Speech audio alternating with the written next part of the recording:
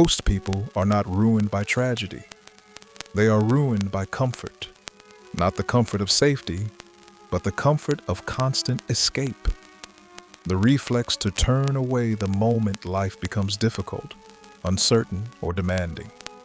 We have been taught to believe that a good life feels smooth, painless, and reassuring. But that belief quietly weakens us, and the more faithfully we obey it, the more fragile we become. In the next few minutes, you will see why avoiding discomfort does not protect your peace, but slowly destroys your strength, your freedom, and your sense of meaning. More importantly, you will see how a different relationship with pain, fear, and difficulty can restore something modern life often steals from us, an inner life that cannot be controlled by circumstances. The first truth is simple and severe. What you avoid does not disappear. It waits. Fear avoided becomes anxiety. Effort avoided becomes regret. Conflict avoided becomes resentment.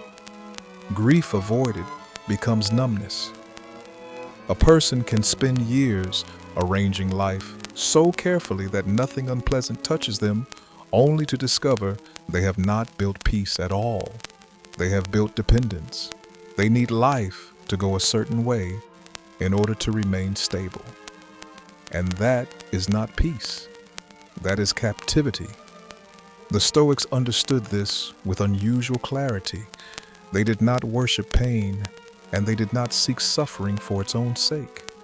They simply saw that much of human misery comes not from hardship itself, but from the desperate attempt to avoid it. We imagine discomfort as a sign that something has gone wrong, but often it is a sign that something real is happening. Growth is uncomfortable. Honesty is uncomfortable. Discipline is uncomfortable. Love is uncomfortable. Even freedom is uncomfortable, because freedom demands responsibility. Consider how this appears in ordinary life. A difficult conversation is delayed because it may create tension.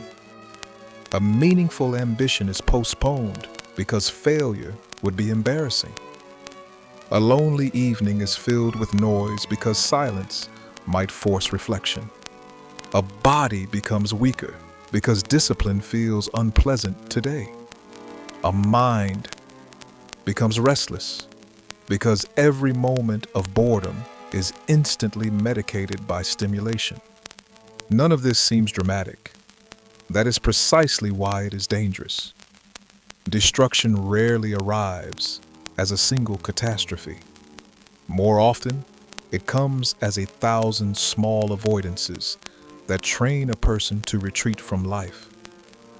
And then comes the reversal. Discomfort is not always the enemy of well-being. Very often, it is the entrance to it. The discomfort of restraint becomes self-respect. The discomfort of practice becomes competence. The discomfort of truth becomes trust.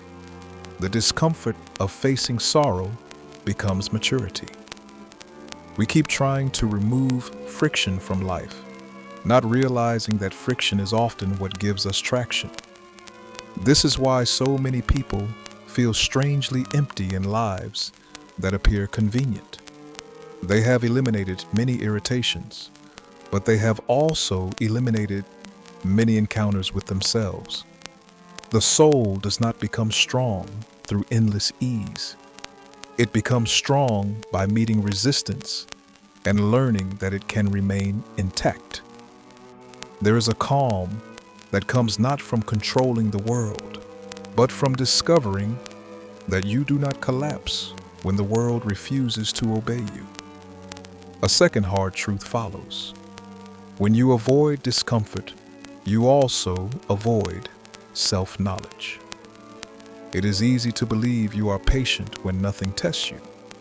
Easy to believe you are brave when nothing asks for courage. Easy to believe you are principled when compromise would cost you nothing. But discomfort reveals the architecture of the person. It shows where desire rules judgment, where fear rules speech, where pride rules relationships. This can be humiliating. Yet humiliation is often the beginning of wisdom because it breaks the fantasy that we are already formed. Philosophy, at its best, is not a collection of ideas to admire. It is a way of standing inside reality without being dissolved by it.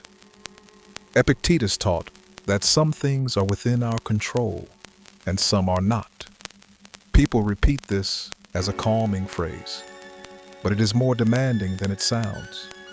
It means you must stop treating the uncontrollable as if it were your responsibility and stop neglecting the part that is. You cannot control other people's approval, but you can govern your conduct. You cannot prevent loss, but you can meet loss with dignity. You cannot erase fear, but you can refuse to obey it.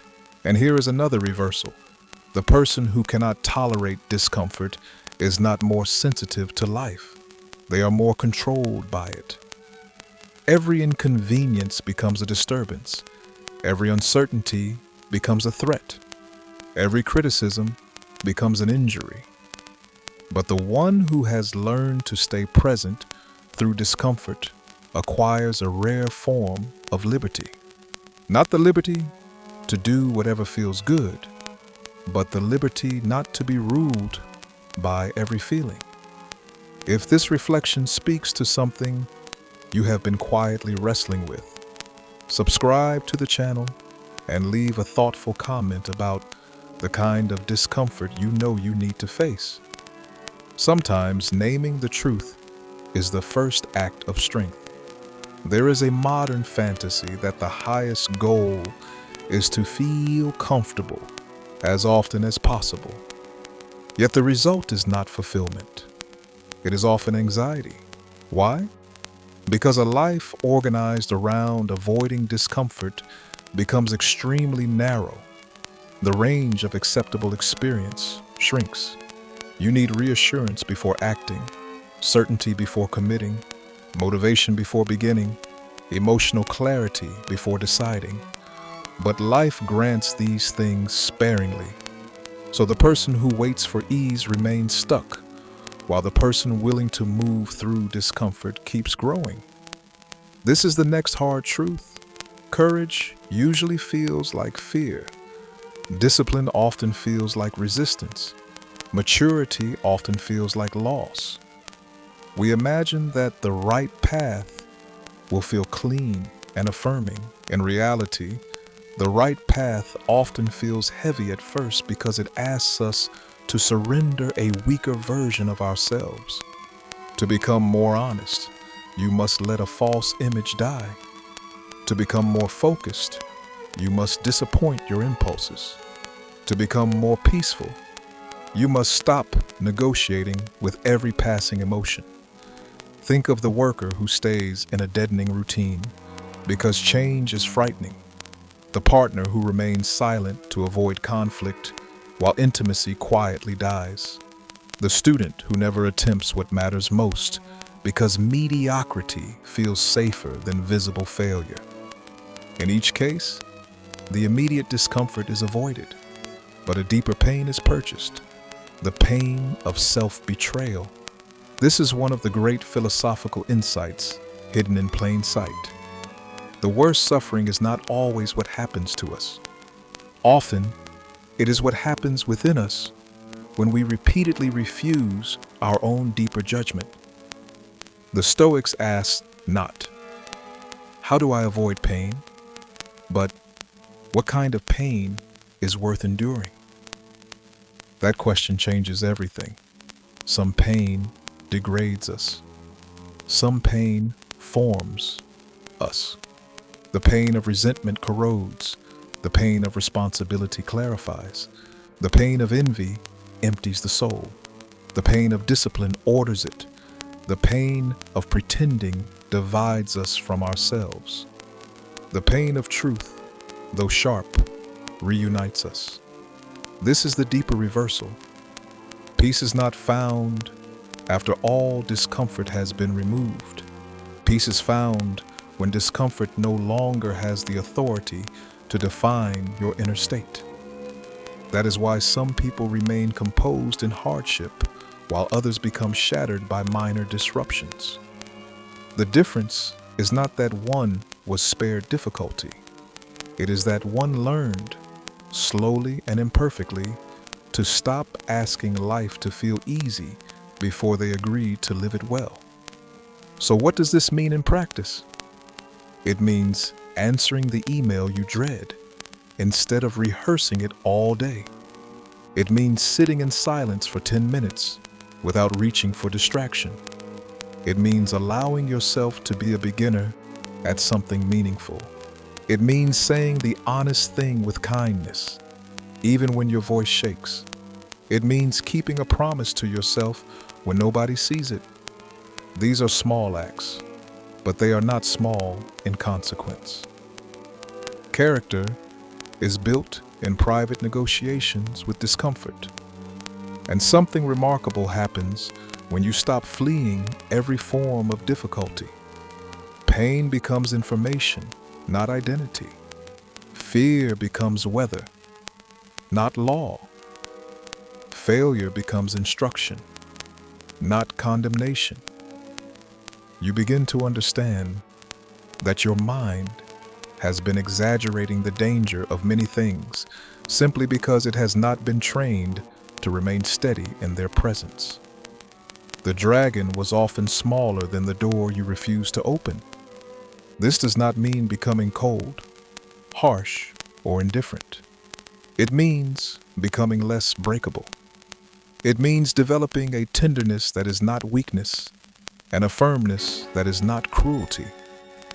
Real inner strength is quiet. It does not announce itself.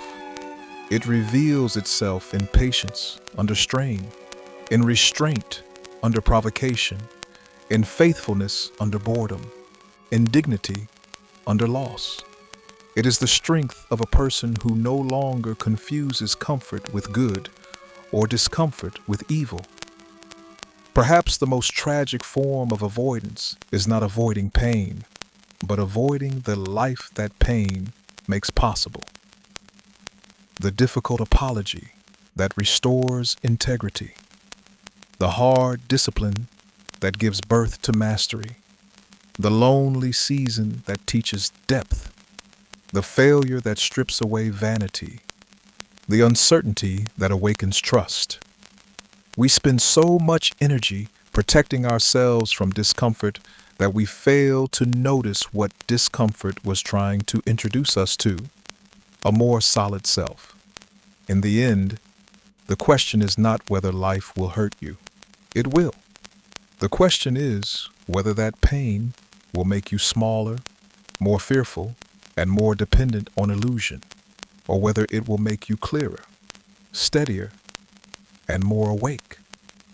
To avoid all discomfort is to remain forever at the surface of your own existence.